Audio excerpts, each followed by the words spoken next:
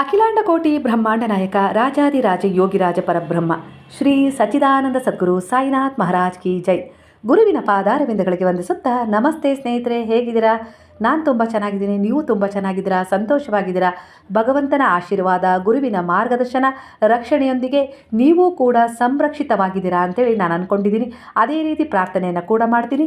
ಹಾಗಾದರೆ ಸ್ನೇಹಿತರೆ, ಎಂದಿನಂತೆ ಇದು ಒಂದು ಟೈಮ್ಲೆಸ್ ಜನರಲ್ ರೀಡಿಂಗ್ ಆಗಿರುತ್ತೆ. ಹಾಗೆ ಇದು ಕನೆಕ್ಟಿವ್ ಎನರ್ಜಿಯಲ್ಲಿರುತ್ತೆ. ಯಾವ ಸಮಯದ ಎನರ್ಜಿ ಪ್ರಕಾರ ನೀವು ಈ ರೀಡಿಂಗಿಗೆ ಕನೆಕ್ಟ್ ಆಗ್ತಿರೋ ಈ ಎನರ್ಜಿ ನಿಮಗೆ ಕನೆಕ್ಟ್ ಆಗುತ್ತೆ. ನಿಮ್ಮಲ್ಲಿರುವ, ನಿಮ್ಮ ಮನಸ್ಸಲ್ಲಿರುವ, ನಿಮ್ಮ ಮನೆಯಲ್ಲಿರುವ ಎಲ್ಲ ರೀತಿಯ ಒಂದು ನೆಗೆಟಿವಿಟಿ ಹೀಲ್ ಆಗಲಿ ಅಂತೇಳಿ ಆ ಗುರುವಿನಲ್ಲಿ, ಆ ಭಗವಂತನಲ್ಲಿ ಪ್ರಾರ್ಥನೆಯನ್ನು ಮಾಡ್ತಾ ಇವತ್ತಿನ ರೀಡಿಂಗ್ ಶುರು ಮಾಡ್ತಾ ಇದ್ದೀನಿ. ಹಾಗೆ ಸ್ನೇಹಿತರೆ, ಎಂದಿನಂತೆ ದೀರ್ಘವಾದ ಉಸಿರನ್ನು ನಿಧಾನವಾಗಿ ಒಳಗೆ ತಗೊಳ್ತಾ, ನಿಧಾನವಾಗಿ ಆ ಉಸಿರನ್ನು ಹೊರಗೆ ಹಾಕ್ತಾ ಈ ಎನರ್ಜಿಗೆ ಕನೆಕ್ಟ್ ಆಗಿ ನಿಮ್ಮ ಇಷ್ಟ ದೇವರನ್ನು, ಗುರುವನ್ನು ಸ್ಮರಣೆ ಮಾಡ್ಕೊಳ್ತಾ. ಹಾಗಾದರೆ ಸ್ನೇಹಿತರೆ, ಮೊದಲನೇದಾಗಿ ಇಲ್ಲಿ ಬಾಬಾ ನಿಮಗೆ ಯಾವ ಮೆಸೇಜನ್ನು ಕೊಡ್ತಾ ಇದ್ದಾರೆ ಅಂದರೆ, ಈಗ ನಿಮ್ಮ ಮನಸ್ಥಿತಿಗೆ ಅನುಗುಣವಾಗಿ ಕೆಲವರ ಎನರ್ಜಿಗೆ, ಯಾಕಂದರೆ ಇದೊಂದು ಜನರಲ್ ರೀಡಿಂಗ್ ಆಗಿರುತ್ತೆ, ನಿಮಗೆ ಯಾವ ಎನರ್ಜಿ ಕನೆಕ್ಟ್ ಆಗುತ್ತೋ ಆ ವಿಚಾರವನ್ನು ತಗೊಳ್ಳಿ. ಆ ವಿಚಾರದಲ್ಲಿ ಗೊಂದಲ ಸಮಸ್ಯೆ ಇದೆ ಅಂದರೆ ಖಂಡಿತವಾಗಿ ಹೀಲ್ ಆಗ್ತೀರಾ. ಕೆಲವು ಮಾರ್ಗದರ್ಶನದೊಂದಿಗೆ ಜೀವನದಲ್ಲಿ ಮುಂದೆ ನೀವು ಕೆಲವು ಒಳ್ಳೆಯ ತೀರ್ಮಾನಗಳನ್ನು ತಗೊಳ್ಳೋಕ್ಕೆ ಈ ಎನರ್ಜಿ ಕನೆಕ್ಟ್ ಆಗುತ್ತೆ. ಯಾಕಂದರೆ ಇದು ನಿಮ್ಮ ನಂಬಿಕೆಗೆ ಅನುಸಾರವಾಗಿ ನಿಮ್ಮ ಒಂದು ಭಗವಂತನ ಶಕ್ತಿ ಆಗಿರ್ಬೋದು, ನೀವು ನಂಬಿದ ಗುರುವಿನ ಶಕ್ತಿ ಆಗಿರ್ಬೋದು, ನಿಮ್ಮನ್ನು ಈ ಸಮಯದಲ್ಲಿ ಗೈಡ್ ಮಾಡ್ತಾ ಇರುವ ಒಂದು ಎನರ್ಜಿ ಆಗಿದೆ. ಹಾಗಾಗಿ ಈ ಎನರ್ಜಿಗೆ ಭಾವನಾತ್ಮಕವಾಗಿ ಸ್ಪಂದಿಸಿದಿರ. ಹಾಗಾದರೆ ಇಲ್ಲಿ ನಿಮ್ಮ ಮಾತುಗಳಲ್ಲಿ ನೋವು ಇದೆ, ಕೋಪನೂ ಇದೆ, ಅಸಹನೆಯೂ ಇದೆ, ಎಲ್ಲವೂ ಮಿಶ್ರವಾಗಿದೆ ಅಂತ ಹೇಳಿ ಇಲ್ಲಿ ಕಾಣಿಸ್ತಾ ಇದೆ. ಮೊದಲಿಗೆ ಒಂದು ವಿಷಯ ನಿಮ್ಮಲ್ಲಿ ನೆನಪಿರಲಿ, ನಿಮ್ಮ ಶಕ್ತಿ ನಿಮ್ಮ ಕೈಯಲ್ಲೇ ಇರಬೇಕು, ಬೇರೆಯವರ ಆ್ಯಟಿಟ್ಯೂಡ್ಗೆ ಅದು ಬಲಿಯಾಗಬಾರ್ದು. ಇಲ್ಲಿ ನಿಮ್ಮ ಮನಸ್ಸಿನ ಈಗಿನ ಗೊಂದಲಕ್ಕೆ ತಕ್ಕ ಹಾಗೆ ನಿಮ್ಮ ಶಕ್ತಿಯನ್ನು ಕಡಿಮೆ ಮಾಡ್ಕೊಳ್ಬೇಕು ಅಂತೇಳಿ ನೀವು ಯೋಚಿಸೋದಲ್ಲ. ನಿಮ್ಮ ಒಂದು ಸಾಫ್ಟ್ ನೇಚರ್ ಆಗಿರ್ಬೋದು, ಹಾಗೆ ನಿಮ್ಮನ್ನು ನೀವು ಅರ್ಥ ಮಾಡಿಕೊಳ್ಳುವ ಒಂದು ನೇಚರ್ ಆಗಿರ್ಬೋದು, ಕಳೆದುಕೊಳ್ಬೇಡಿ. ಅದೇ ನಿಮ್ಮ ಒಳ್ಳೆಯ ಗುಣ. ಆದರೆ ಅದಕ್ಕೆ ಒಂದಿಷ್ಟು ಗಡಿಗಳು ಅಂತ ಹೇಳಿ ಇರುತ್ತೆ, ಇರಬೇಕು. ಒಳ್ಳೆಯವಳಾಗಿರೋದು ಬೇರೆ, ಎಲ್ಲವನ್ನ ಸಹಿಸಿಕೊಳ್ಳೋದು ಬೇರೆ. ಇಲ್ಲಿ ಈ ಸಮಯದಲ್ಲಿ ನೀವು ಯಾರ ಆ್ಯಟಿಟ್ಯೂಡನ್ನು ಬದಲಾಯಿಸಬೇಕಾ? ನೀವು ಯಾರನ್ನೂ ಬಲವಂತವಾಗಿ ಬದಲಾಯಿಸೋಕೆ ಆಗೋದಿಲ್ಲ. ಕೆಲವೊಂದು ಸಮಯ, ಸಂದರ್ಭಗಳು ಕರ್ಮಗಳ ರೂಪದಲ್ಲಿ ಯಾವ ರೀತಿ ಬರ್ತವೆ ಅಂದರೆ, ಕೆಲವೊಂದು ವಿಚಾರಗಳಲ್ಲಿ ಅವರನ್ನು ಒಂದು ಅರಿವು ಬದಲಾಯಿಸುತ್ತೆ. ಆದರೆ ಅದು ನಿಮ್ಮ ಮಗುವಾಗಿರ್ಬೋದು, ಇಲ್ಲ ಗಂಡ ಆಗಿರ್ಬೋದು, ಇಲ್ಲ ಹೆಂಡತಿ ಆಗಿರ್ಬೋದು, ಇನ್ಯಾವುದೇ ರೀತಿ ಸಂಬಂಧ ಆಗಿರ್ಬೋದು, ಇಲ್ಲ ನೀವು ಕೆಲಸ ಮಾಡ್ತಾ ಇರೋ ಜಾಗದಲ್ಲಿ ಆ ಒಂದು ವಿಚಾರದಲ್ಲಿ ಕೆಲವೊಂದು ವಿಚಾರವನ್ನು ಬದಲಾಯಿಸ್ಕೊಳ್ಳೋ ವಿಚಾರ ಆಗಿರ್ಬೋದು. ಬದಲಾಯಿಸಬೇಕು ಅಂತ ಹೇಳಿ ನೀವೇನು ಬಯಸ್ತಾ ಇದ್ರು, ಆ ವಿಚಾರದಲ್ಲಿ ನೀವು ಮಾಡಬಹುದಾದದ್ದು ಏನಪ್ಪ ಅಂದರೆ, ಅವರು ತಪ್ಪಾಗಿ ನಿಮ್ಮ ಎದುರಿಗೆ ಮಾತನಾಡ್ತಾ ಇದ್ದಾರೆ ಅಂದರೆ ಕಾಮಾಗಿದ್ಬಿಡಿ. ಹಾಗೆ ನೀವು ತಪ್ಪಾಗಿ ಮಾತನಾಡ್ತಾ ಇರೋದು ನನಗೆ ಕೊಂಚವೂ ಇಷ್ಟ ಇಲ್ಲ ಅಂಥೇಳಿ ಧೈರ್ಯವಾಗಿ ಆತ್ಮವಿಶ್ವಾಸದಿಂದ ಹೇಳಿ. ಹಾಗಂತ ಅಂಥವರ ಒಂದು ಎನರ್ಜಿಗೆ ಪ್ರತಿ ಸಾರಿ ನೀವು ಪ್ರತಿಕ್ರಿಯಿಸಬೇಕು ಅಂತ ಏನಿಲ್ಲ, ಪ್ರತಿಕ್ರಿಯಿಸಬೇಡಿ. ಕೆಲವೊಮ್ಮೆ ಸೈಲೆನ್ಸ್ ಈಸ್ ಪವರ್ಫುಲ್ ಆನ್ಸರ್ ಆಗಿರುತ್ತೆ. ಅದರ ಬಗ್ಗೆ ಫೋಕಸ್ ಮಾಡಿ. ನಿಮ್ಮ ಜೀವನ ಶೈಲಿ ಹೇಗೆ ಸ್ವಲ್ಪ ಬದಲಾಯಿಸ್ಕೊಳ್ಬೇಕು ಅಂತ ಹೇಳಿದರೆ, ಸೆಲ್ಫ್ ರೆಸ್ಪೆಕ್ಟ್ ಫಸ್ಟ್. ಅಂದರೆ ನಿಮ್ಮನ್ನು ನೀವು ಪ್ರೀತಿಸಬೇಕು, ಗೌರವಿಸಬೇಕು, ಆಧರಿಸಬೇಕು. ನಿಮ್ಮ ಮೇಲೆ ನಿಮಗೆ ನಂಬಿಕೆ ಮೊದಲಿರಬೇಕು. ಮನೆಯಲ್ಲೇ ಆಗಿರ್ಬೋದು, ಇಲ್ಲ ಯಾವುದೋ ಒಂದು ವಿಚಾರದಲ್ಲಾಗಿರ್ಬೋದು, ಏನಾದರೂ ನಿಮ್ಮಿಂದ ಒಂದು ಸಣ್ಣ ತಪ್ಪಾಗ್ಬಿಡ್ತಪ್ಪ, ಅದನ್ನೇ ಅವರು ದೊಡ್ಡ ರಾಧ ಅಂತ ಮಾಡ್ತಾ ಇದ್ದಾರೆ ಅಂತ ಇಟ್ಕೊಳ್ಳಿ. ಎಲ್ಲೋ ಒಂದು ಸಾರಿಗೆ ಉಪ್ಪು ಜಾಸ್ತಿ ಆಯಿತು, ಇಲ್ಲ ಮನೆಯಲ್ಲಿ ಏನೋ ಒಂದು ನಿಮ್ಮ ಕೈಯಾರೆ ಒಂದು ವಸ್ತು ಒಡೆದು ಬಿದ್ದು ಹೋಯಿತು, ಇಲ್ಲ ಇನ್ನೇನೋ ಒಂದು ಸಣ್ಣ ಪುಟ್ಟ ಸಮಸ್ಯೆ ಆಯಿತು. ಆ ವಿಚಾರಕ್ಕೆ ಹೆದರಿ ಎಕ್ಸ್ಪ್ಲೈನ್ ಮಾಡೋದನ್ನು ಕಡಿಮೆ ಮಾಡ್ಕೊಳ್ಳಿ. ಅಂದರೆ ಏನು ಅಂದ್ಬಿಡ್ತಾರೋ, ಏನಾಗ್ಬಿಡುತ್ತೋ ಅನ್ನೋ ರೀತಿಯಲ್ಲಿ ಗೊಂದಲ, ಚಿಂತೆಗೆ ನಿಮ್ಮ ಒಂದು ಎನರ್ಜಿಯನ್ನು ತಳ್ಳಬೇಡಿ ಅನ್ನೋ ರೀತಿಯಲ್ಲಿ ಬರ್ತಾ ಇದೆ. ಈ ರೀತಿ ಸ್ವಭಾವ ನಿಮ್ಮದಾಗಿದೆ. ಹಾಗಾಗಿ ಸ್ವಲ್ಪ ಧೈರ್ಯವಾಗಿ ಆತ್ಮವಿಶ್ವಾಸದಿಂದ ಅಲ್ಲಿ ಇರುವ ವಿಚಾರವನ್ನು, ವಾಸ್ತವ ವಿಚಾರವನ್ನು ಹೇಳಿಬಿಡಿ. ಕೆಲವೊಂದು ಸಾರಿ ಯಾವುದೋ ಒಂದು ಚಿಂತೆಯಲ್ಲಿದ್ದಾಗ, ಇಲ್ಲ ಒಂದು ಗೊಂದಲದಲ್ಲಿದ್ದಾಗ ಕೈ ಜಾರಿ ಕೆಲವು ವಸ್ತುಗಳು ಬೀಳುತ್ತೆ. ಇಲ್ಲ ಅಂದರೆ ಒಂದು ನೆಗೆಟಿವ್ ಎನರ್ಜಿ ರಿಮೂವ್ ಆಗಬೇಕಾದ್ರೂ ಕೂಡ ತನ್ನಿಂದ ತಾನೇ ನಿಮ್ಮ ಕೈಯಲ್ಲಿರುವ ಒಂದು ವಸ್ತು ಬಿದ್ದು ಒಡೆದೋಗುತ್ತೆ. ಆ ವಸ್ತು ಬಿದ್ದು ಒಡೆದೋಯ್ತು ಅಂದರೆ ಅಲ್ಲಿ ನೀವು ಚಿಂತಿಸೋ ಅಗತ್ಯ ಇಲ್ಲ. ಅಯ್ಯೋ, ನನ್ನ ಕೈಯಿಂದ ಒಂದು ಗಾಜಿನ ಪಾತ್ರೆ ಆಗಿರ್ಬೋದು, ಲೋಟ ಆಗಿರ್ಬೋದು, ಇನ್ಯಾವುದೋ ಒಂದು ವಸ್ತು ಬಿದ್ದು ಒಡೆದೋಯ್ತು ಅಂತೇಳಿ ನೀವು ಫೀಲ್ ಮಾಡ್ಕೋಬೇಡಿ, ಹೆದರಿಬೇಡ್ರಿ, ಗಾಬರಿ ಆಗಬೇಡ್ರಿ. ಯಾಕಂದರೆ ಈಗ ನಿಮ್ಮ ಮನಸ್ಥಿತಿ ಇದೇ ರೀತಿ ಎನರ್ಜಿಗೆ ಕನೆಕ್ಟ್ ಆಗಿದೆ. ಅದು ಎಲ್ಲೋ ಒಂದು ಬ್ಲಾಕ್ ಎನರ್ಜಿ ಆಗಿತ್ತು, ಇಲ್ಲ ನೆಗೆಟಿವ್ ಎನರ್ಜಿ ಆಗಿತ್ತು, ಈ ರೀತಿಯಾಗಿ ರಿಮೂವ್ ಆಯಿತು ಅಂತೇಳಿ ಅದನ್ನು ಪಾಸಿಟಿವ್ ಆಗಿ ತೊಗೊಂಡು ಅದನ್ನು ಕ್ಲೀನ್ ಮಾಡಿಬಿಡಿ. ನಿಮ್ಮ ಈಗಿನ ಆತಂಕದ ಮನಸ್ಥಿತಿಯ ಎನರ್ಜಿಗೆ ಇಲ್ಲಿ ಗುರುವಿನಿಂದ ನೇರವಾಗಿ ಈ ರೀತಿ ಸಂದೇಶ ಸಿಗ್ತಾ ಇದೆ. ಹಾಗೆ ನಿಮ್ಮನ್ನು ನೀವು ಎಕ್ಸ್ಪ್ಲೈನ್ ಮಾಡ್ಕೊಳ್ಳೋಕ್ಕೆ ಹೋಗೋದಕ್ಕಿಂತ ನಿಮ್ಮ ಗುರಿ ಹಾಗೆ ನಿಮ್ಮ ಕೆರಿಯರ್ ಗ್ರೋತ್ ಮೇಲೆ ಫೋಕಸ್ ಮಾಡ್ತಾ ಮುಂದೆ ಹೋಗಿ. ನಿಮ್ಮ ಕೆಲಸ ಏನು, ಯಾವುದ್ರ ಬಗ್ಗೆ ನೀವು ಫೋಕಸ್ ಮಾಡಬೇಕು ಅಂತ ಹೇಳಿ ಅಂದ್ಕೊಂಡಿದ್ರು, ಯಾವ ವಿಚಾರವನ್ನು, ಯಾವ ಒಂದು ವ್ಯಕ್ತಿಯನ್ನು ಯಾವ ವಿಚಾರದಲ್ಲಿ ಸಂಭಾಳಿಸಬೇಕು ಅಂತ ಹೇಳಿ ಅಂದ್ಕೊಂಡಿದ್ರು, ಅದನ್ನು ತಾಳ್ಮೆಯಿಂದ, ಸಹನೆಯಿಂದ, ಒಂದು ಪ್ರಾರ್ಥನೆಯ ಎನರ್ಜಿಯ ಮೂಲಕ, ಇಲ್ಲ ಒಂದು ಮೌನದಲ್ಲಿ ನೀವು ಅವರ ಬಗ್ಗೆ ಏನು ಒಳ್ಳೆಯದನ್ನು ಫೀಲ್ ಮಾಡ್ತಿರಲ್ಲ, ಆ ಎನರ್ಜಿ ಕೂಡ ಅವರನ್ನು ಬದಲಾಯಿಸುತ್ತೆ. ಎಮೋಷನಲ್ ಡಿಸ್ಟೆನ್ಸ್ ಮೇಂಟೈನ್ ಮಾಡಿ. ಯಾವಾಗ ನಿಮ್ಮ ಆತ್ಮವಿಶ್ವಾಸದ ಶಕ್ತಿ ಕುಗ್ಗಿದೆ ಅಂತ ಹೇಳಿ ಅಂದ್ಕೊಳ್ತಾರೋ ಎದುರಿಗಿರೋರು, ಆಗ ಅವರು ಗೆದ್ದಂತೆ. ಹಾಗಾಗಿ ನಿಮ್ಮ ಆತ್ಮಶಕ್ತಿಯ ಮೇಲೆ, ವಿಶ್ವಾಸದ ಮೇಲೆ ನಂಬಿಕೆ ಇಟ್ಟು ಮುಂದೆ ಹೋಗಬೇಕು. ಎಲ್ಲ ಸಮಯದಲ್ಲೂ ಕಾಮಾಗಿರಬೇಕು ಅಂತ ಇಲ್ಲ ಮಾತಾಡಬೇಕು ಅಂತ ಇಲ್ಲ. ಕೆಲವೊಂದು ಸಾರಿ ನೀವು ಮೌನವಾಗಿದ್ದಾಗ ಕೆಲವು ಪರಿಸ್ಥಿತಿಗಳು ನಿಮ್ಮ ಕಡೆ ತಿರುಗ್ತಾ ಇದ್ದಾವೆ, ಹಾನಿ ಉಂಟು ಮಾಡ್ತಾ ಇದ್ದಾವೆ ಅನ್ನೋ ಸಂದರ್ಭ ಬಂದಾಗ ಅಲ್ಲಿ ನಿಮಗೆ ಎಷ್ಟು ಮಾತಿನ ಉಪಯೋಗ ಬೇಕೋ ಅಷ್ಟು ಆ ಮಾತುಗಳನ್ನಾಡಿ ಹಿಂದೆ ಸರಿದ್ಬಿಡಿ. ಆ ಮೌನದ ಶಕ್ತಿಯೇ ಅವ್ರಿಗೆ ಹೆದರಿಸುತ್ತೆ. ಅಂದರೆ ಇದು ಸತ್ಯಯುತವಾದ ಒಂದು ಎನರ್ಜಿಯ ಫೀಲ್ ಆಗಿತ್ತು ಅನ್ನೋ ರೀತಿಲಿ. ಹಾಗಾಗಿ ನಾನು ಸರಿ ಇಲ್ಲ, ನನ್ನ ಜೀವನ ಇಷ್ಟೇ, ನನ್ನ ಹಣೆ ಬರ ಇಷ್ಟೇ ಅನ್ನೋ ರೀತಿಲಿ ನಿಮ್ಮನ್ನು ಅಗೌರವದಿಂದ ನೋಡ್ಕೊಳ್ಳೋದನ್ನು ಮೊದಲು ನೀವು ಬಿಡಬೇಕು. ಯಾಕಂದರೆ ನೀವು ದಿನನಿತ್ಯ ನಿಮಗೆ ಏನು ಕೊಡ್ತಾ ಇದ್ದೀರಾ, ಯಾವ ಮೆಸೇಜನ್ನು ಕೊಡ್ತಾ ಇದ್ದೀರಾ ಅಂದರೆ ನಿಮ್ಮ ಬಗ್ಗೆ ನಿಮಗೆ ಯಾವಾಗಲೂ ಹೀಯಾಳಿಕೆ ಇದೆ, ನೆಗೆಟಿವ್ ವಿಚಾರಗಳಿದ್ದಾವೆ ಅಲ್ವಾ. ನೀವೇನು ಕೊಡ್ತೀರೋ ಅದೇ ಆಗ್ತೀರಾ. ಹಾಗಾಗಿ ನಿಮ್ಮ ಬಗ್ಗೆ ನೀವೇ ಗೌರವ ಇಟ್ಟರೆ ಜಗತ್ತು ಕೂಡ ನಿಧಾನವಾಗಿ ಅದನ್ನೇ ಕಲಿಯುತ್ತೆ, ಒಪ್ಕೊಳ್ಳುತ್ತೆ. ಇದು ಕೂಡ ನಿಮ್ಮ ಮನಸ್ಸಿನ ಈಗಿನ ಎನರ್ಜಿಯ ಒಂದು ವಿಚಾರವಾಗಿತ್ತು. ಅದಕ್ಕೆ ಇಲ್ಲಿ ಸ್ಪಷ್ಟವಾದ ಉತ್ತರ ಸಿಕ್ಕಿದೆ. ಹಾಗಾಗಿ ಕೆಲವೊಂದು ವಿಚಾರಗಳಲ್ಲಿ, ಕೆಲವೊಂದು ಸಂದರ್ಭದಲ್ಲಿ ನೀವು ಎಕ್ಸ್ಪ್ಲೇನ್ ಮಾಡಬೇಡಿ, ಆ್ಯಕ್ಷನ್ ಮೂಲಕ ಅದನ್ನು ತೋರಿಸಿ. ಯಾರಾದರೂ ನಿರಂತರವಾಗಿ ಆ್ಯಟಿಟ್ಯೂಡ್ ತೋರಿಸ್ತಾ ಇದ್ದಾರೆ ಅಂದರೆ ಅದು ಪ್ರೀತಿಯಲ್ಲ, ಅದು ಕಂಟ್ರೋಲ್. ಆಗ ಅದನ್ನು ಸಹಿಸ್ಕೊಳ್ಳೋದಕ್ಕಿಂತ ಒಮ್ಮೆ ಆ ವ್ಯಕ್ತಿಯ ಜೊತೆ ನೀವು ಮಾತನಾಡೋದೇ ಬೆಟರ್ ಅಂತ ಹೇಳಿ ಬರ್ತದೆ. ಒಮ್ಮೆ ಕಾಮಾಗಿ ಹೇಳಿಬಿಡಿ, ನನ್ನ ಜೊತೆ ಗೌರವದಿಂದ ಮಾತನಾಡಿದರೆ ಮಾತ್ರ ಈ ಸಂಬಂಧ ಭಾವನಾತ್ಮಕವಾಗಿ ಚೆನ್ನಾಗಿರುತ್ತೆ. ಹಾಗೆ ನಾವು ಇನ್ನೊಬ್ಬರಿಗೂ ಕೂಡ ಪ್ರೇರಣೆ ಆಗಿರ್ತೀವಿ. ಇಲ್ಲ ಅಂದರೆ ನಾವು ನೆಪ ಮಾತ್ರಕ್ಕೆ ಮಾತ್ರ ಆ ಸಂಬಂಧದಲ್ಲಿ ಇರ್ತೀವಿ, ಅದರೊಳಗೆ ಯಾವುದೇ ರೀತಿಯ ಒಂದು ಪ್ರೀತಿ, ವಿಶ್ವಾಸ, ನಂಬಿಕೆ ಅನ್ನೋದು ಇರೋದಿಲ್ಲ ಅಂತೇಳಿ ಶಾಂತವಾಗಿ ಕ್ಲಿಯರ್ ಆಗಿ ಅವ್ರ ಎದುರಿಗೆ ಈ ವಿಚಾರವನ್ನು ಹೇಳಿಬಿಡಿ. ಆಗಲೂ ಕೂಡ ಬದಲಾವಣೆ ಬರಲಿಲ್ಲ ಅಂದರೆ ಸ್ವಲ್ಪ ಡಿಸ್ಟೆನ್ಸ್ ಮೇಂಟೈನ್ ಮಾಡಿ. ನಿಮ್ಮ ಬಗ್ಗೆ ಕೆಳಮಟ್ಟದ ಯೋಚನೆ ಮಾಡ್ತಾ ಇದ್ದಾರೆ, ಇಲ್ಲ ನಿಮ್ಮನ್ನು ಕೆಳಗೆ ಇಡಬೇಕು ಅಂತೇಳಿ ಪ್ರಯತ್ನಿಸ್ತಾ ಇದ್ದಾರೆ ಅಂದರೆ ಅವರು ಫ್ರೆಂಡ್ ಅಲ್ಲ, ಅದು ಒಂದು ಸಂಬಂಧನೂ ಅಲ್ಲ ಪರಿಪೂರ್ಣವಾಗಿ ಅನ್ನೋ ರೀತಿಯಲ್ಲಿ ಕಾಣಿಸ್ತಾ ಇದೆ. ಹಾಗಾಗಿ ನಿಮ್ಮ ಒಂದು ಗೈರು ಹಾಜರಿ ಅಂದರೆ ಕೆಲವೊಂದು ವಿಚಾರಗಳಲ್ಲಿ ನೀವು ಯಾವ ರೀತಿ ಕೆಲವು ಪರಿವರ್ತನೆಗಳನ್ನು ತಗೊಂಡು ಮೌನವಾಗಿ ಹಿಂದೆ ಸರಿತೀರೋ ಆಗ ಅವರಿಗೆ ತಮ್ಮ ತಪ್ಪಿನ ರಿಯಲೈಸ್ ಆಗೇ ಆಗತ್ತೆ. ಇಲ್ಲಿ ಎಲ್ಲವೂ ಒಂದೇ ಸಾರಿ ಬದಲಾಗೋದಿಲ್ಲ, ಸ್ವಲ್ಪ ಸಮಯ ತಗೊಳುತ್ತೆ. ನೀವು ತಾಳ್ಮೆಯಿಂದ ವ್ಯವಹರಿಸಬೇಕು, ಆ ಸಂಬಂಧವನ್ನು, ಆ ವಿಚಾರವನ್ನು ಸಂಭಾಳಿಸ್ಬೇಕು. ಯಾಕಂದರೆ ಅನಿವಾರ್ಯವಾಗಿ ನೀವೀಗ ಆ ಸಂಬಂಧದಲ್ಲಿದ್ದೀರಾ, ಆ ಸಂಬಂಧವನ್ನು ಬಿಟ್ಟು ಹೋಗೋದು ಅಷ್ಟು ಸುಲಭ ಅಲ್ಲ. ಯಾಕಂದರೆ ನೀವು ಶುದ್ಧವಾದ ಒಂದು ಪ್ರೀತಿಯಾಗಿರ್ಬೋದು, ಒಂದು ಒಳ್ಳೆಯ ಒಂದು ವಿಚಾರದಿಂದ ಅವರಿಗೆ ಕನೆಕ್ಟ್ ಆಗಿರ್ತೀರ. ಹಾಗಾಗಿ ನಿಮಗೆ ಹೋಗ್ಲಿಕ್ಕೆ ಇಷ್ಟ ಇಲ್ಲ ಅಂದರೆ ಅವರನ್ನು ಪರಿವರ್ತನೆ ಮಾಡಲಿಕ್ಕೆ ಮೊದಲು ಪ್ರಯತ್ನ ಪಡಿ. ಅದರ ನಂತರವೂ ಕೂಡ ಅಲ್ಲಿ ಏನಾದರೂ ನಿಮಗೆ ತುಂಬ ಸಮಸ್ಯೆ ಅನ್ನಿಸ್ತಾ ಇದೆ ಅಂದರೆ ಖಂಡಿತವಾಗಿ ಅದರಿಂದ ಹೊರಗೆ ಹೋಗ್ಬೋದು ಅನ್ನೋ ರೀತಿಲಿ, ಹೋಗ್ತೀರಾ ಅನ್ನೋ ರೀತಿಲಿ ಕೂಡ ಕೆಲವರ ಎನರ್ಜಿಗೆ ಕನೆಕ್ಟ್ ಆಗ್ತಿದೆ. ಅಂದರೆ ಅಂಥ ಸಂಬಂಧಗಳಲ್ಲಿ ಸ್ವಲ್ಪ ದೂರ ಇರೋದು ಉತ್ತಮ. ಎಲ್ಲ ಸಾರಿನೂ ನೀವು ಅವರಿಗೆ ಅವೈಲೇಬಲ್ ಆಗಿರೋದು ಸ್ಟಾಪ್ ಮಾಡಿ. ನೀವು ಯಾವಾಗ ಅವರಿಗೆ ಮುಕ್ತವಾಗಿ ಎಲ್ಲ ಸಮಯದಲ್ಲೂ ಅವ್ರು ಬಯಸಿದಾಗಲೆಲ್ಲ ಸಿಗ್ತಾ ಹೋಗ್ತಿರೋ, ನಿಮ್ಮನ್ನು ಗೌರವಿಸೋದು ಇಲ್ಲ, ನಿಮಗೆ ಬೆಲೆನೂ ಕೊಡೋದಿಲ್ಲ ಅನ್ನೋ ರೀತಿಯಲ್ಲಿ ಬರ್ತದೆ. ಹಾಗಾಗಿ ನಿಮ್ಮದೇ ಆದ ರೀತಿಯಲ್ಲಿ, ಸ್ವಾಭಿಮಾನದ ರೀತಿಯಲ್ಲಿ ನೀವು ಕೆಲವೊಂದು ಆ್ಯಟಿಟ್ಯೂಡನ್ನು ತೋರಿಸಲೇಬೇಕಾಗತ್ತೆ. ಆದರೂ ಅದು ಅಹಂಕಾರ ಅಲ್ಲ, ನಿಮ್ಮನ್ನು ಹಾಗೆ ಅವರನ್ನು ಸಂಭಾಳಿಸಿಕೊಂಡು ಆ ಸಂಬಂಧವನ್ನು ಸುಧಾರಿಸಿಕೊಳ್ಳುವ ಒಂದು ಪ್ರಕ್ರಿಯೆಯಾಗಿದೆ ಅನ್ನೋ ರೀತಿಯಲ್ಲಿ ಇಲ್ಲಿ ಗುರುವಿನಿಂದ ಒಂದು ಮೆಸೇಜ್ ಈ ಸಮಯದ ನಿಮ್ಮ ಎನರ್ಜಿಗೆ ಕನೆಕ್ಟ್ ಆಗ್ತಾ ಇದೆ. ನಿಮ್ಮಲ್ಲಿರುವ ಒಂದು ಸ್ಕಿಲ್ ಅಂದರೆ ಕೆಲವು ಕಲೆಗಳನ್ನು ಡೆವಲಪ್ ಮಾಡ್ಕೊಳ್ಳಿ. ಕಾನ್ಫಿಡೆನ್ಸ್ ಅಂದರೆ ಆತ್ಮವಿಶ್ವಾಸ ನ್ಯಾಚುರಲ್ ಆಗಿ ತಾನಾಗಿಯೇ ಬರುತ್ತೆ. ವರ್ಕ್ ಪ್ಲೇಸ್ನಲ್ಲಿ ರೆಸ್ಪೆಕ್ಟ್ ಅರ್ನ್ ಮಾಡೋದು ಮಿತವಾದ, ಹಿತವಾದ ಬದಲಾವಣೆಯೊಂದಿಗೆ ಅಂತೇಳಿ ಇಲ್ಲಿ ಬರ್ತಾ ಇದೆ. ನಿಮ್ಮ ಆತ್ಮಯಾನದಲ್ಲಿ ಕೆಲವರು ದಾರಿ ತೋರಿಸ್ತಾರೆ, ಕೆಲವರು ಪರೀಕ್ಷಿಸ್ತಾರೆ, ಕೆಲವರು ನೋವು ಕೊಡ್ತಾರೆ. ಆದರೆ ನಡೆಯೋದು ನೀವೇ. ಆ ಹಾದಿ ಒಂಟಿಯಂತೆ ಅನಿಸಿದರೂ ಇದು ನಿಮ್ಮ ಆತ್ಮದ ಬೆಳವಣಿಗೆಗೆ ಬೇಕಾದ ಹಾದಿಯಾಗಿತ್ತು. ಹಾಗಾಗಿ ಕೆಲವರು ನಿಮ್ಮ ಜೀವನದಲ್ಲಿ ಬಂದು ನಿಮಗೆ ನೋವು ಕೊಡ್ತಾ ಇರ್ಬೋದು, ಇಲ್ಲಾಂದರೆ ಅದು ಒಂದು ಪರೀಕ್ಷೆನೂ ಆಗಿರ್ಬೋದು, ಇಲ್ಲ ಅದು ಒಂದು ಕರ್ಮನೂ ಆಗಿರ್ಬೋದು, ಇಲ್ಲ ನಿಮ್ಮ ಆತ್ಮದ ಉದ್ದೇಶ ಏನಿತ್ತಲ್ಲ ಅದರ ಕಡೆ ಹೋಗಲಿಕ್ಕೆ ಇದು ನೆಪ ಮಾತ್ರನೂ ಕೂಡ ಆಗಿರ್ಬೋದು ಅನ್ನೋ ರೀತಿಯಲ್ಲಿ ಬರ್ತದೆ. ಹಾಗಾಗಿ ಇಲ್ಲಿ ಕೆಲವೊಂದು ವಿಚಾರಗಳಲ್ಲಿ ನೀವು ಅನೇಕ ರೀತಿಯ ತಿರುವುಗಳನ್ನು ಕಂಡುಕೊಂಡಿದ್ದೀರಾ. ಈ ಸಮಯದಲ್ಲಿ ನನ್ನ ಜೀವನ ಹಾಗಿತ್ತು, ನಾನು ಅಲ್ಲೇ ಇದ್ಬಿಟ್ಟಿದ್ರೆ ಏನೆಲ್ಲ ಆಗಿಬಿಡ್ತಿತ್ತು, ನಾನು ಅದರಿಂದ ಹೊರಗೆ ಬಂದೆ ಅಂತೇಳಿ ನೀವೀಗ ಏನು ಫೀಲ್ ಮಾಡ್ತಾ ಇದ್ದೀರಲ್ಲ ಅದೇ ಹೇಳೋದು ಈ ಆತ್ಮದ ಉದ್ದೇಶ. ಅದು ಆಯ್ಕೆ ಮಾಡಿಕೊಂಡು ಅಲ್ಲಿ ನೋವು ಕೊಟ್ಟು, ಇಲ್ಲಾಂದರೆ ಕೆಲವರನ್ನು ದೂರ ಮಾಡ್ತೋ, ಇಲ್ಲ ನೀವೇ ಅವರಿಂದ ದೂರ ಬಂದರೂ ಒಟ್ಟಾರೆಯಾಗಿ ಈ ಸಮಯದಲ್ಲಿ ನೀವು ಒಂದು ತೃಪ್ತಿಯಾದ, ನೆಮ್ಮದಿಯಾದ ಜೀವನವನ್ನು ಮಾಡಲಿಕ್ಕೆ ಪ್ರಯತ್ನ ಪಡ್ತಾ ಇದ್ದೀರಿ. ನಿಮ್ಮ ಗುರಿಯತ್ತ ಹೋಗ್ತಾ ಇದ್ದೀರಾ. ನಿಮ್ಮ ಕಲೆಯನ್ನು ಹೊರಹೊಮ್ಮಿಸಿ ನಿಮಗೋಸ್ಕರ ಒಂದು ಸ್ಟೇಜನ್ನು ನೀವು ಕಂಡುಕೊಂಡಿದ್ದೀರಾ ಅಂದರೆ ಖಂಡಿತವಾಗಿಯೂ ಇದು ನಿಮ್ಮ ಆತ್ಮದ ಉದ್ದೇಶ ಆಗಿತ್ತು. ಹಾಗಾಗಿ ಆ ಕೆಲವೊಂದು ಸಂಬಂಧಗಳು, ಕೆಲವೊಂದು ವಿಚಾರಗಳು ನಿಮ್ಮಿಂದ ದೂರವಾಗೋದು ಅನಿವಾರ್ಯವಾಗಿತ್ತು. ಹಾಗಾಗಿ ಯಾವುದೇ ರೀತಿ ಗಿಲ್ಟ್ ಫೀಲ್ ಮಾಡಬೇಡಿ. ಒಂದು ನೀವು ಎಡವಿದ ಕಲ್ಲಾಗಿತ್ತು, ಆ ಕಲ್ಲನ್ನು ಎಡವಿದಕ್ಕೆ ನಿಮ್ಮ ಜೀವನದಲ್ಲಿ ನೀವು ದಾರಿಯನ್ನು ಸರಿಯಾಗಿ ನೋಡಿಕೊಂಡು ಹೋಗೋದನ್ನು ಕಲ್ತಿದ್ದೀರಾ ಅಂಥೇಳಿ ನಿಮಗೆ ನೀವೇ ಆತ್ಮವಿಶ್ವಾಸವನ್ನು ತುಂಬಿಸ್ಕೊಂಡು ಮುಂದೆ ಹೋಗಿ. ಯಾಕಂದರೆ ನಿಮ್ಮ ಆತ್ಮದ ಉದ್ದೇಶ ಒಳಿತಿನಿಂದ ಕೂಡಿದೆ ಅಂದರೆ, ಯಾರಿಗೂ ನೋವನ್ನು ಕೊಡ್ತಾ ಇಲ್ಲ, ಯಾರಿಗೂ ಕೆಟ್ಟದನ್ನು ಬಯಸ್ತಾ ಇಲ್ಲ, ಯಾರನ್ನು ವಂಚಿಸಬೇಕು ಅನ್ನೋ ಉದ್ದೇಶನೂ ನಿಮಗಿಲ್ಲ ಅಂದಮೇಲೆ ಖಂಡಿತವಾಗಿಯೂ ನಿಮ್ಮ ಆತ್ಮದ ಉದ್ದೇಶ ಒಳ್ಳೆಯದನ್ನೇ ನಿಮಗೆ ಕನೆಕ್ಟ್ ಮಾಡಿಕೊಡುತ್ತೆ. ಅದಕ್ಕೆ ತಕ್ಕ ಹಾಗೆ ಕೆಲವೊಂದು ಸೋಲ್ ಎನರ್ಜಿಗಳು ಕೂಡ ನಿಮಗೆ ಕನೆಕ್ಟ್ ಆಗ್ತವೆ, ಅದರಿಂದ ನಿಮಗೆ ಸಹಾಯ ಸಿಗ್ತವೆ. ಕೆಲವರು ಯಾರಾದರೂ ನಿಮಗೆ ಸಹಾಯ ಮಾಡ್ತೀನಿ ಅಂತೇಳಿ ಬಂದರೆ ತಿರಸ್ಕಾರ ಮಾಡಬೇಡಿ.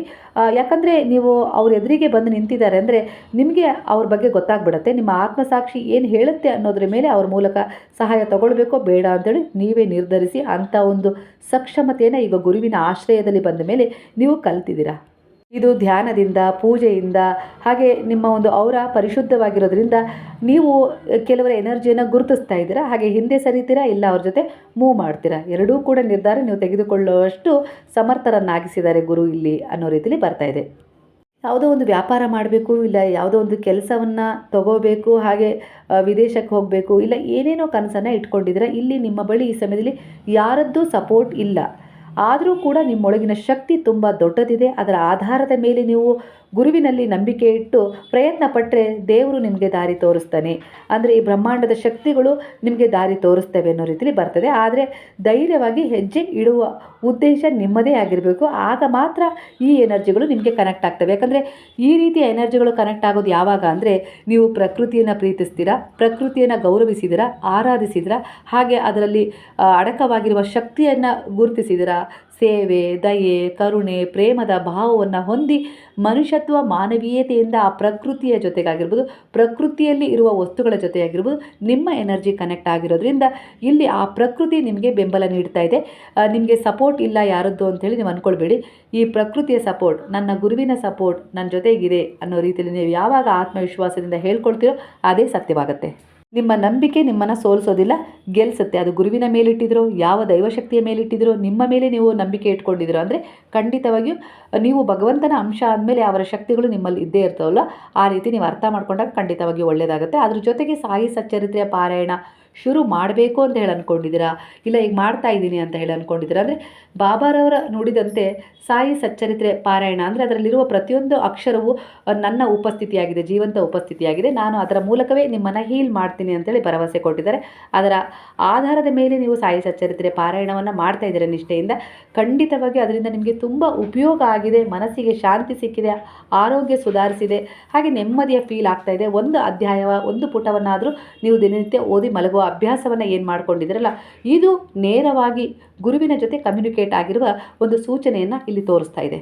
ಅಂದರೆ ನೀವು ಯಾವಾಗೆಲ್ಲ ವಿಶ್ವಾಸದಿಂದ ಒಂದು ಪುಟ ಓದ್ತಿರೋ, ಒಂದು ಪ್ಯಾರಾಗ್ರಾಫ್ ಓದ್ತಿರೋ, ಒಟ್ಟಾರೆಗೆ ಅವರು ನಿಮ್ಮ ಬಳಿ ಎದುರಿಗೆ ಕುಳಿತು ಅದನ್ನು ಕೇಳಿಸ್ಕೊಳ್ತಾ ಇದ್ದಾರೆ ಅನ್ನೋ ರೀತಿಲಿ ಇಲ್ಲಿ ಫೀಲ್ ಆಗ್ತಾ ಇದೆ. ಈ ಎನರ್ಜಿ ಅಷ್ಟೊಂದು ವಿಶ್ವಾಸದಿಂದ ನೀವು ಪಾರಾಯಣ ಮಾಡ್ತಿದ್ರೆ, ಮೊದಲಿಗೆ ಅರ್ಥ ಆಗಿರಲಿಲ್ಲ, ಗೊಂದಲ ಮೂಡಿಸಿತ್ತು. ಅಂದರೆ ಕೆಲವೊಂದು ಸರಿ ಅದನ್ನು ಪಾರಾಯಣ ಮಾಡೋದನ್ನು ಬಿಟ್ಟಿದ್ರಿ, ಇಲ್ಲ ಅಂದರೆ ತುಂಬ ಒಂದು ಏನೋ ರೀತಿಯಲ್ಲಿ ಡಿಸ್ಟ್ರ್ಯಾಕ್ಟ್ ಆಗಿಬಿಟ್ಟಿದ್ರಿ. ಆದರೆ ಈಗ ಬರ್ತಾ ಬರ್ತಾ ಅದು ನಿಮ್ಮನ್ನು ಹೀಲ್ ಮಾಡಿ, ನಿಮ್ಮಲ್ಲಿರೋ ಒಂದು ನಕಾರಾತ್ಮಕ ಎನರ್ಜಿಯನ್ನು ದೂರ ಮಾಡಿ ನೀವೀಗ ಅದನ್ನು ಪಾರಾಯಣ ಮಾಡಲಿಕ್ಕೆ ಸಪೋರ್ಟ್ ಮಾಡಿದೆ ಅಂದರೆ ಗುರುವು ನಿಮ್ಮನ್ನು ಆಶೀರ್ವದಿಸಿದ್ದಾರೆ ಅನ್ನೋ ಸೂಚನೆಯಾಗಿದೆ. ಈಗಾಗಲೇ ನೀವು ಹಿಂದೆ ತಿರುಗಿ ನೋಡಿದ್ದೀರಾ, ಇಲ್ಲ ಅಂದರೆ ಒಂದು ದಿನ ನೀವು ಹಿಂದೆ ತಿರುಗಿ ನೋಡ್ತೀರಾ. ಆ ಒಂಟಿ ಹಾದಿಯೇ ನಿಮ್ಮನ್ನು ಸ್ಟ್ರಾಂಗ್ ಮಾಡಿತ್ತು ಅಂತ ಹೇಳಿ ಅನುಭವ ಆಗಿದೆ, ಮುಂದೆ ಅನುಭವ ಆಗತ್ತೆ ಕೆಲವರಿಗೆ. ಹಾಗಾಗಿ ನಿಮ್ಮ ಮನಸ್ಸಿನ ಶಾಂತವಾದ ಆಲೋಚನೆಗಳಾಗಿರ್ಬೋದು, ಸೆಲ್ಫ್ ರೆಸ್ಪೆಕ್ಟ್ ಆಗಿರ್ಬೋದು, ನಿಮ್ಮ ಗ್ರೋತ್ ಆಗಿರ್ಬೋದು, ನೀವೇ ನಿಮ್ಮ ನಿಜವಾದ ಜಯವನ್ನು ಪಡ್ಕೊಳ್ಳೋಕ್ಕೆ ಇವು ದಾರಿ ಮಾಡಿಕೊಡ್ತಾ ಇದ್ದಾವೆ. ಯಾರ ಆ್ಯಟಿಟ್ಯೂಡ್ ಬದಲಾಯಿಸೋದು ನಿಮ್ಮ ಕೆಲಸ ಅಲ್ಲ, ನಿಮ್ಮ ವ್ಯಾಲ್ಯೂ ಕಡಿಮೆ ಮಾಡ್ಕೊಳ್ಬೇಡಿ. ನೀವು ಹೋಗ್ತಾ ಇರುವ ದಾರಿಯಲ್ಲಿ ಒಂಟಿಯ ಅನುಭವ ನಿಮಗಾಗ್ಬೋದು, ಆದರೆ ಗುರಿ ಮಹತ್ವದಾಗಿದ್ದರೆ ಹೆಜ್ಜೆ ನಿಲ್ಲಿಸಬೇಡಿ. ಯಾಕಂದರೆ ಗುರುವಿನ ಎನರ್ಜಿ, ನೀವು ನಂಬಿದ ದೈವಶಕ್ತಿಗಳ ಎನರ್ಜಿ ನಿಮಗೆ ಕನೆಕ್ಟ್ ಆಗ್ತಾ ಇದೆ. ಈ ಪ್ರಕೃತಿ ಕೂಡ ನಿಮಗೆ ಸಹಾಯ ಮಾಡ್ತಾ ಇರೋದ್ರಿಂದ ನಿಮ್ಮ ಗುರಿ ನೀವು ಆದಷ್ಟು ಬೇಗನೆ ತಲುಪ್ತೀರಾ. ನಿಮ್ಮ ಮಕ್ಕಳ ವಿಚಾರದಲ್ಲಾಗಿರ್ಬೋದು, ನಿಮ್ಮ ವಿಚಾರದಲ್ಲಾಗಿರ್ಬೋದು, ನಿಮ್ಮ ಗಂಡನ ವಿಚಾರದಲ್ಲಾಗಿರ್ಬೋದು, ನೀವು ಏನು ಒಂದು ಉದ್ದೇಶವನ್ನು ಇಟ್ಕೊಂಡು ಅವ್ರಿಗೆ ಒಳ್ಳೇದಾಗಲಿ ಅಂತ ಹೇಳಿ ಬಯಸ್ತಾ ಇದ್ದೀರ. ಅಂದರೆ ನನ್ನ ಮಗನ ಜೊತೆ ಯಾರೂ ಇಲ್ಲ, ನೀವಿರಬೇಕು ಬಾಬಾ ಅಂತೇಳಿ ಬಯಸ್ತಾ ಇದ್ದೀರಾ. ಅವನು ಒಂಟಿ ಒಂದು ಸಾಧನೆ ಮಾಡಲಿಕ್ಕೆ ಹೊರಟಿದ್ದಾನೆ, ಒಂಟಿಯಾಗಿ ನೀವು ಅವ್ರ ಜೊತೆಗಿರಬೇಕು ಅಂತೇಳಿ ಅಂತ ಇದ್ರು. ಇಲ್ಲ ನಾನು ಒಬ್ಬಳೇ ಹೋರಾಟ ಮಾಡ್ತಾ ಇದ್ದೀನಿ ನ್ಯಾಯ ಪಡ್ಕೊಳ್ಳೋಕೆ ಬಾಬಾ, ನೀವು ನನ್ನ ಜೊತೆಗಿರಬೇಕು ಅಂತೇಳಿ ಬಯಸ್ತಾ ಇದ್ರು. ಇಲ್ಲ ನನ್ನ ಗಂಡನಿಗೆ ಅವರ ಶ್ರಮಕ್ಕೆ ಒಂದು ಫಲ ಸಿಗಬೇಕು ಬಾಬಾ ಅಂತೇಳಿ ಬಯಸ್ತಾ ಇದ್ರು. ಯಾಕಂದರೆ ಅವರು ಒಂಟಿಯಾಗಿದ್ದಾರೆ, ಯಾರ ಸಪೋರ್ಟ್ ಇಲ್ಲ ಅಂತೇಳಿ ನೀವು ಅಂದ್ಕೊಂಡು ಬಾಬಾರಲ್ಲಿ ಒಂದು ಪ್ರಾರ್ಥನೆಯನ್ನು ವಿಶ್ವಾಸಪೂರ್ವಕವಾಗಿ ಶರಣಾಗಿಸಿ ನೀವು ಶರಣಾಗಿದ್ದೀರಾ ಅಂದರೆ ಖಂಡಿತವಾಗಿಯೂ ನಿಮ್ಮ ಹೆಜ್ಜೆಯನ್ನು ನಿಲ್ಲಿಸಬೇಡಿ, ನಿಮ್ಮ ಪ್ರಾರ್ಥನೆಯನ್ನು ನಿಲ್ಲಿಸಬೇಡಿ, ನಿಮ್ಮ ವಿಶ್ವಾಸದ ಅಫರ್ಮೇಷನ್ ಮ್ಯಾನಿಫೆಸ್ಟೇಷನನ್ನು ನಿಲ್ಲಿಸಬೇಡಿ. ಖಂಡಿತವಾಗಿಯೂ ಅದು ನಿಮ್ಮ ಮಕ್ಕಳ, ಗಂಡ, ಇಲ್ಲ ಯಾವುದೋ ಒಂದು ವಿಚಾರದಲ್ಲಿ ಬಯಸ್ತಾ ಇದ್ದೀರಲ್ಲ ಅವರಲ್ಲಿ ಆ ಒಂದು ಮಹತ್ವವಾದ ವ್ಯಕ್ತಿತ್ವ, ಗೌರವ, ಆ ಸಾಧನೆ ಖಂಡಿತ ಆಗತ್ತೆ, ಕಂಡುಕೊಳ್ತಾರೆ. ಅದು ಅವರ ಕಡೆ ಆಕರ್ಷಣೆ ಆಗತ್ತೆ. ಇದು ನಿಮ್ಮ ಒಂದು ಬ್ಲೆಸ್ಸಿಂಗ್ ಎನರ್ಜಿ ಆಗಿರುತ್ತೆ. ಹಾಗೆ ಆ ಬ್ಲೆಸ್ಸಿಂಗ್ ಎನರ್ಜಿ ಅವರನ್ನು ಸರಿಯಾದ ಮಾರ್ಗದರ್ಶನ ಮಾಡಿರೋದ್ರಿಂದ, ಅಂದರೆ ಗುರುವಿಗೆ ಸಮರ್ಪಣೆ ಮಾಡಿಬಿಟ್ಟಿರ್ತೀರಲ್ಲ, ಭಾರ ನಿಮ್ಮ ಮೇಲೆ ಇಟ್ಕೊಂಡಾಗ ನಿಮಗೆ ಹೊರೆ ಅನಿಸುತ್ತೆ. ಅದನ್ನು ಗುರುವಿನ ಪಾದಗಳಲ್ಲಿ ಶರಣಾಗಿಸಿದಾಗ ಅದು ನಿಮಗೆ ಹೊರೆ ಅನಿಸೋದಿಲ್ಲ. ನಿಮ್ಮ ಪ್ರಯತ್ನವನ್ನು ನೀವು ಮುಂದುವರಿಸ್ತಾ ಹೋಗ್ಬೋದು ಪ್ರಾಮಾಣಿಕವಾಗಿ. ಆಗ ಅದರ ಸಂಪೂರ್ಣ ಭಾರವನ್ನು ಗುರು ಭರಿಸಿರ್ತಾರೆ. ಅದೇ ರೀತಿ ಎನರ್ಜಿ ಇಲ್ಲಿ ಕನೆಕ್ಟ್ ಆಗ್ತಾ ಇದೆ. ನಿಮ್ಮ ನಂಬಿಕೆಗೆ ಅನುಸಾರವಾಗಿ ಬಾಬಾ ನಿಮಗೆ ಇಲ್ಲಿ ಸಹಾಯ ಮಾಡ್ತಾ ಇದ್ದಾರೆ. ನೀವೀಗ ಏನಾದರೂ ಒಂದು ಕೆಲಸವನ್ನು ಮಾಡ್ತಾ ಇದ್ದೀರಾ ಅಂದರೆ, ಏನಾದರೂ ಒಂದು ಸೈಡ್ ಇನ್ಕಮ್ ಬಗ್ಗೆ ಕೂಡ ಯೋಚನೆ ಶುರು ಮಾಡಿ. ಖಂಡಿತ ಅದು ನಿಮ್ಮಿಂದ ಸಾಧ್ಯ ಆಗತ್ತೆ ಅನ್ನೋ ರೀತಿಯಲ್ಲಿ ಇಲ್ಲಿ ಬರ್ತಾ ಇದೆ. ಇದು ನಿಮ್ಮ ಮನಸ್ಸಿನ ಆಲೋಚನೆ ಆಗಿತ್ತು. ಒಟ್ಟಾರೆಯಾಗಿ ಇದು ಗುರುವಿನ ಆಶೀರ್ವಾದದ ಒಂದು ಎನರ್ಜಿ ನಿಮಗೆ ಕನೆಕ್ಟ್ ಆಗ್ತಿದೆಯೋ. ಒಟ್ಟಾರೆಯಾಗಿ ಈ ರೀತಿ ಮೆಸೇಜ್ ಬರ್ತಾ ಇದೆ. ಅಂದರೆ ನೀವು ಯಾವುದೋ ಒಂದು ಕೆಲಸ ಮಾಡ್ತಾ ಇದ್ದೀರಿ ಈಗಾಗಲೇ, ಅದು ಗೌರ್ಮೆಂಟ್ ಜಾಬ್ ಆಗಿರ್ಬೋದು, ಇಲ್ಲ ಯಾವುದೋ ಒಂದು ಆಫೀಸಲ್ಲಿ ಕೆಲಸ ಮಾಡ್ತಾ ಇದ್ದೀರಿ ಅಂದರೆ, ಇಲ್ಲಿ ನೀವು ಸೈಡ್ ಇನ್ಕಮ್ಮಿಗೋಸ್ಕರ ಯಾವುದಾದ್ರೂ ಒಂದು ಕೆಲಸವನ್ನು ಶುರು ಮಾಡಿ ಅಂತ ಹೇಳಿ ಬರ್ತಾ ಇದೆ. ಅಂದರೆ ಖಂಡಿತವಾಗಿ ನಿಮ್ಮ ಆತ್ಮದ ಉದ್ದೇಶ ನಿಮಗೆ ಎಚ್ಚರಿಸ್ತಾ ಇದೆ, ಇಲ್ಲ ಗೈಡ್ ಮಾಡ್ತಾ ಇದೆ. ಇದು ನೀನು ಆಯ್ಕೆ ಮಾಡ್ಕೊಂಡಿರೋ ಕೆಲಸ ಆಗಿರ್ಬೋದು, ಆದರೆ ನಿನ್ನ ಆತ್ಮದ ಉದ್ದೇಶ ಬೇರೊಂದು ರೀತಿಯಲ್ಲಿ ನಿನಗೊಂದು ಕೆಲಸವನ್ನು, ಒಂದು ಯಶಸ್ಸನ್ನು, ಒಂದು ಗೆಲುವನ್ನು ಕೊಡಬೇಕು ಅಂತ ಹೇಳಿ ಬಯಸ್ತಾ ಇದೆ. ಹಾಗಾಗಿ ಮುಂದುವರಿ ಅನ್ನೋದು ಕೂಡ ಇಲ್ಲಿ ಎನರ್ಜಿ ಕನೆಕ್ಟ್ ಆಗ್ತಾ ಇರೋದು ಕಾಣಿಸ್ತಾ ಇದೆ. ಹಣದ ವಿಚಾರದಲ್ಲಿ ಒಂದು ಗ್ರೋತ್ ಕಾಣಬೇಕು ಅಂತೇಳಿ ನೀವು ಬಯಸ್ತಾ ಇದ್ದೀರಾ ಅಂದರೆ, ಒತ್ತಡಕ್ಕೆ ಒಳಗಾಗಬೇಡಿ. ನಿಮ್ಮ ಒಂದು ಮನಸ್ಥಿತಿಯನ್ನು ಶಾಂತವಾಗಿಟ್ಕೊಳ್ಳಿ. ಸ್ಟ್ರೆಸ್ ಇದ್ದರೆ ಆಪರ್ಚುನಿಟೀಸ್ ಕಾಣೋದಿಲ್ಲ. ಆಗ ಅದರಿಂದ ಬರುವ ಹಣದಲ್ಲಿ ಅಡೆತಡೆ ಉಂಟಾಗತ್ತೆ. ಹಾಗಾಗಿ ಯಾರಿಗಾದರೂ ನಿಮ್ಮ ವ್ಯಾಲ್ಯೂ ಗೊತ್ತಿಲ್ಲ ಅಂದರೆ ಅಲ್ಲಿ ಮೌನವಾಗಿರೋದೇ ಒಳ್ಳೆಯ ಉತ್ತರ ಅಂತೇಳಿ ಬರ್ತಾ ಇದೆ. ಯಾರಾದರೂ ನಿಮಗೆ ಮರ್ಯಾದೆ ಕೊಡ್ತಾ ಇಲ್ಲ, ಪದೇ ಪದೇ ಅವಮಾನ ಮಾಡಬೇಕು ಅಂತೇಳಿ ಬಯಸ್ತಾ ಇದ್ದಾರೆ ಅಂದರೆ, ಇಲ್ಲಿ ಆ ಒಂದು ಸೂಚನೆ ಏನಪ್ಪ ಆಗಿದೆ ಅಂದರೆ, ನೋವು ಕೊಡೋ ಯಾವುದೇ ರೀತಿ ಒಂದು ಸಂಬಂಧಗಳು ಫ್ಯೂಚರ್ ಕೊಡೋದಿಲ್ಲ ಅಂತ ಹೇಳಿ. ಈಗ ನೀವು ಯಾವ ಕೆಲಸ ಮಾಡ್ತಾ ಇದ್ದೀರಲ್ಲ, ಆ ಕೆಲಸವನ್ನು ಬಿಡುವ ತೀರ್ಮಾನ ಮಾಡಬೇಡಿ. ಮೊದಲು ನೀವು ಸ್ಥಿರವಾಗಿರೋದನ್ನು ಕಂಡುಕೊಂಡ್ರೆ ಗ್ರೋತ್ ತನ್ನಿಂದ ತಾನೇ ಆಗತ್ತೆ. ಕೆಲವರ ಎನರ್ಜಿಯ ಪ್ರಕಾರ ನೀವೀಗ ಅಡ್ಡ ದಾರಿಯಲ್ಲಿದ್ದೀರಾ. ಈ ಪ್ರಕೃತಿಯ ಶಕ್ತಿಗಳು, ಗುರುವಿನ ಶಕ್ತಿ, ದೇವರ ಶಕ್ತಿ ನಿಮಗೆ ಒಂದು ಪಾಠವನ್ನು ಇಲ್ಲಿ ಕೊಡ್ತಾ ಇದೆ. ನೀವು 1 ವರ್ಷದ ನಂತರ ಪ್ರೌಡ್ ಆಗಿರ್ತೀನಿ, ಅಂದರೆ ಒಂದು ಒಳ್ಳೆಯದನ್ನು ಪಡ್ಕೊಳ್ತೀನಿ, ನಾನು ವಿದೇಶಕ್ಕೆ ಹೋಗ್ತೀನಿ, ನಂಗೆ ಸಂತಾನ ಆಗತ್ತೆ, ಮದುವೆ ಆಗತ್ತೆ, ಒಂದು ಉತ್ತಮ ಕೆಲಸ ಸಿಗತ್ತೆ, ನಾನು ಅಂದ್ಕೊಂಡಿರುವ ವ್ಯಾಪಾರದಲ್ಲಿ ಅಭಿವೃದ್ಧಿ ಆಗತ್ತೆ.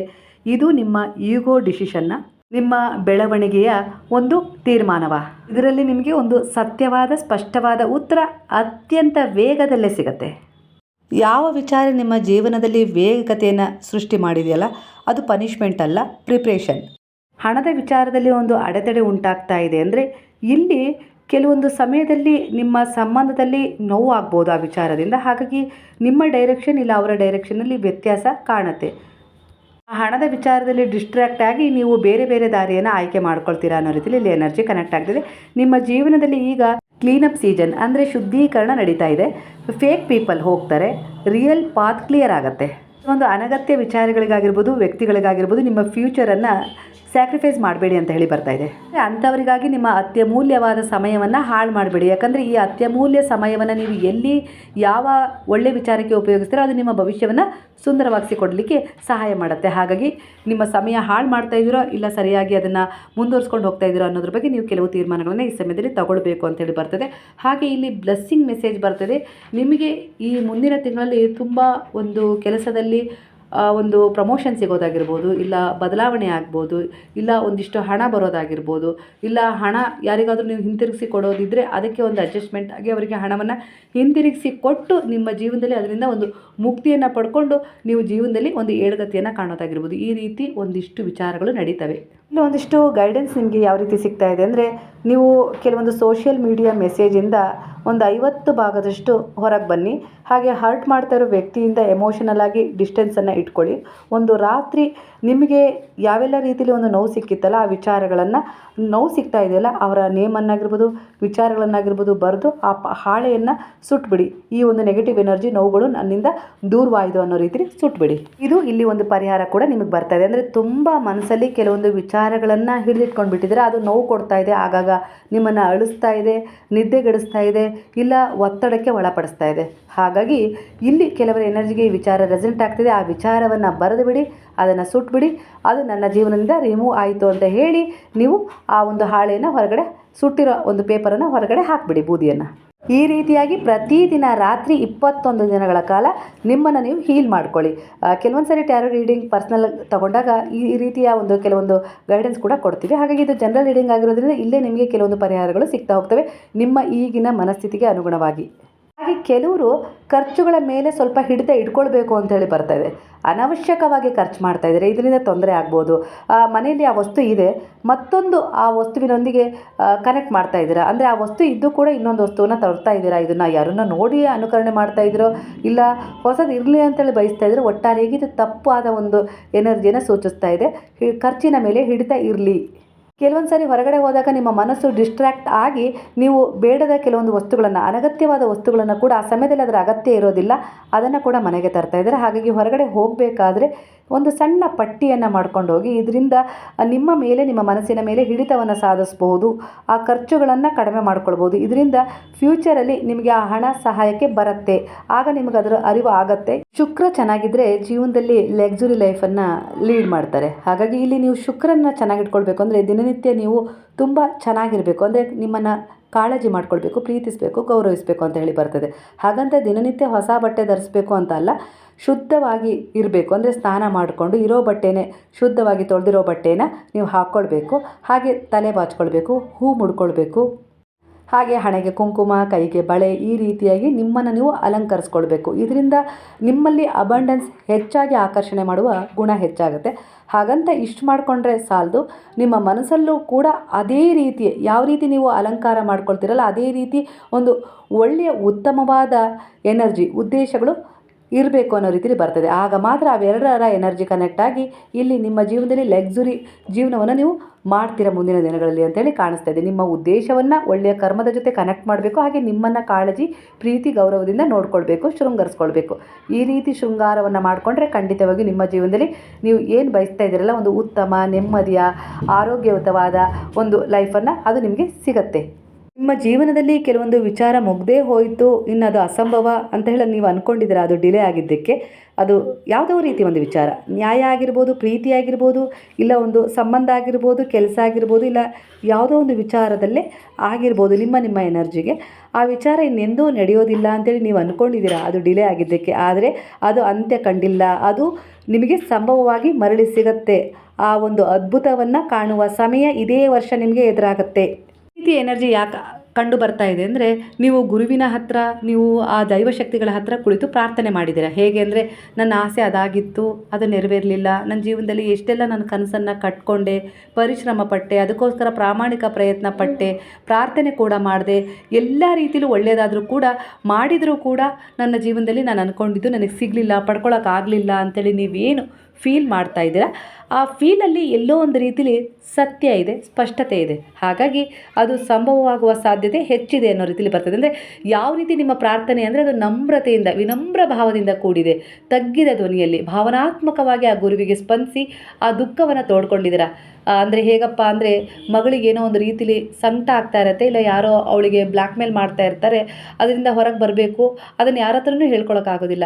ಒಂದು ಸಮಯದಲ್ಲಿ ತೀರ್ಮಾನ ಮಾಡ್ಕೊಂಡು ಅಮ್ಮನ ಹತ್ರ ಕುಳಿತು, ಅಮ್ಮ ನನಗೆ ಈ ರೀತಿ ಟಾರ್ಚರ್ ಆಗ್ತಾ ಇದೆ, ನನಗೆ ನೀನೇ ಕಾಪಾಡಬೇಕಮ್ಮ, ಹೇಗಾದರೂ ಮಾಡಿ ಅದರಿಂದ ನನ್ನನ್ನು ಹೊರಗೆ ತಾರಮ್ಮ ಅಂತೇಳಿ ಮಗಳು ತಾಯಿಯ ಮೇಲೆ ನಂಬಿಕೆ ಇಟ್ಟು ಹೇಗೆ ಹೇಳ್ಕೊಳ್ತಾಳಲ್ಲ, ಆಗ ಅದಕ್ಕೆ ಯಾವ ರೀತಿ ಉತ್ತರ ಸಿಗುತ್ತೆ ಹೇಳಿ ತಾಯಿಯಿಂದ. ಆ ರೀತಿ ನಿಮ್ಮ ಎನರ್ಜಿ ಇಲ್ಲಿ ಕನೆಕ್ಟ್ ಆಗ್ತಾ ಇರೋದ್ರಿಂದ ಗುರುವಿಗೆ ಈ ಸಮಯದಲ್ಲಿ ವಿಶ್ವಾಸಪೂರ್ವಕವಾಗಿ, ದೃಢವಾದ ನಂಬಿಕೆಗೆ ಅನುಸಾರವಾಗಿ ಅಲ್ಲಿ ನಿಮಗೆ ಅಸಂಭವ ಅಂದ್ಕೊಂಡಿದ್ದು ಈ ಸಮಯದಲ್ಲಿ ಸಂಭವ ಆಗಲಿಕ್ಕೆ ಹೊರಟಿದೆ. 3-6 ತಿಂಗಳ ಒಳಗೆ ಅನ್ನೋ ರೀತಿಯಲ್ಲಿ ಬರ್ತಾ ಇದೆ.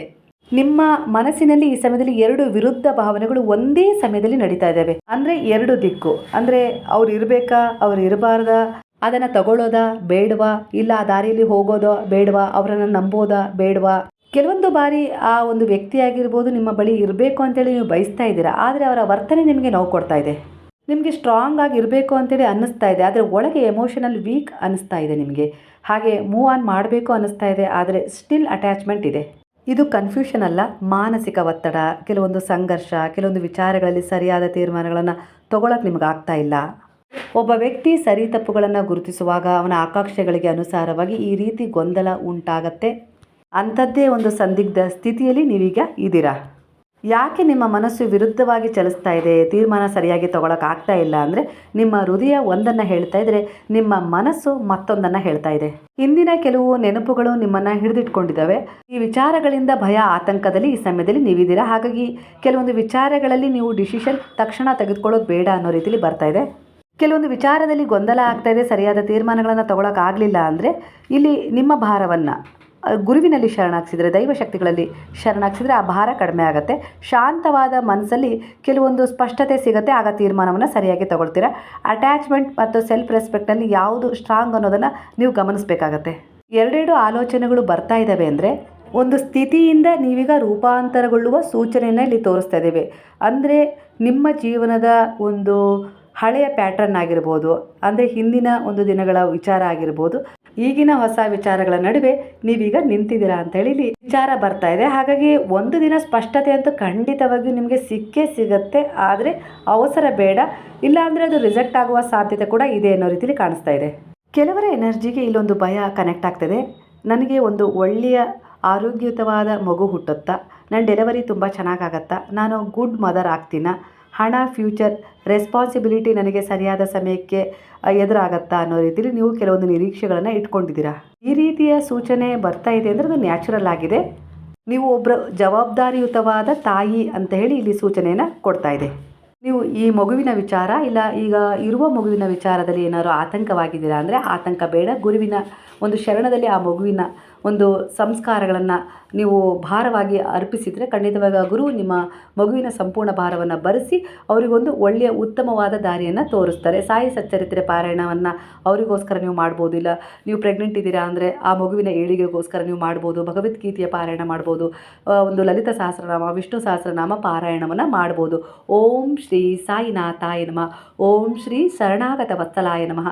ಈ ಮಂತ್ರವನ್ನು ನೀವು ದಿನನಿತ್ಯ ರಾತ್ರಿ ಮಲಗೋದಕ್ಕಿಂತ ಮೊದಲು ಬೆಳಗ್ಗೆ ಎದ್ದ ತಕ್ಷಣ ನೀವು ಹೇಳ್ತಾ ಬಂದರೆ ಖಂಡಿತವಾಗಿಯೂ ನಿಮ್ಮ ಮಗುವಿಗೆ ಸುರಕ್ಷಾ ಚಕ್ರ ಪೋಷಣೆ ಮಾಡುತ್ತೆ. ಅಂದರೆ ನಿಮ್ಮ ಔರ ಪರಿಶುದ್ಧವಾಗುತ್ತೆ. ಅದ್ರ ಜೊತೆಗೆ ನೆಗೆಟಿವ್ ಎನರ್ಜಿ ಆಗಿರ್ಬೋದು, ಎಂಥದ್ದೇ ಒಂದು ಕೆಟ್ಟ ಮನಸ್ಥಿತಿ ಆಗಿರ್ಬೋದು, ಅದು ದೂರವಾಗ್ತಾ ಹೋಗುತ್ತೆ. ಆ ಗುರುವಿನ ಸಂರಕ್ಷಣೆಯಲ್ಲಿ ನೀವು ನಿಮ್ಮ ಮಗು ಸುರಕ್ಷಿತವಾಗಿರ್ತೀರಾ ಅನ್ನೋ ರೀತಿಯಲ್ಲಿ ಎನರ್ಜಿ ಕನೆಕ್ಟ್ ಆಗ್ತದೆ.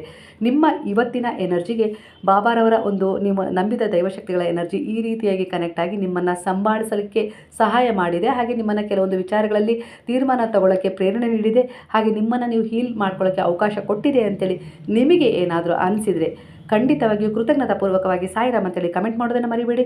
ಹಾಗಾದರೆ ಎಲ್ಲರೂ ಸೇರಿ ಹೇಳೋಣವಾ, ಹರೇ ರಾಮ ರಾಮ ರಾಮ ಹರೇ ಹರೇ, ಹರೇ ಕೃಷ್ಣ ಕೃಷ್ಣ ಕೃಷ್ಣ ಹರೇ ಹರೇ, ಹರೇ ಸಾಯಿ ಸಾಯಿ ಹರೇ ಹರೇ, ಹರೇ ಬಾಬಾ ಬಾಬಾ ಬಾಬಾ ಹರೇ ಹರೇ, ಹರೇ ದತ್ತ ದತ್ತ ಹರೇ ಹರೇ.